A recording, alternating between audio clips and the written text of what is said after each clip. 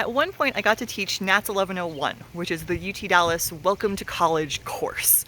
It's a full semester long class and involves a lot of really important things, but often is treated as kind of the class that you have to teach and you have to take.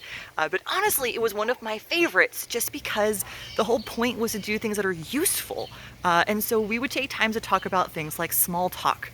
And how important it is that even though, yes, talking about the weather is kind of silly, having those really basic introductory kind of conversations can be really valuable, especially when you're either applying for a job or you're going to go talk to somebody for the first time.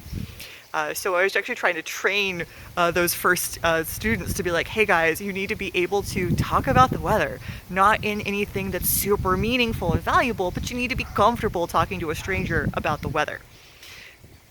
That being said, I know the weather's beautiful right now, which makes it really easy to talk about. When it gets hotter in Dallas, that gets harder to do.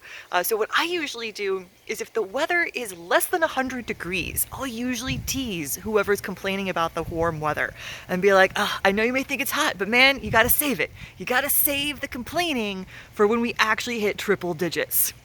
That usually both lightens the conversation as well as brings a little bit of humor to it, and that way we don't have to go in the mire of like, oh, it's so hot outside, because y'all, it's Texas.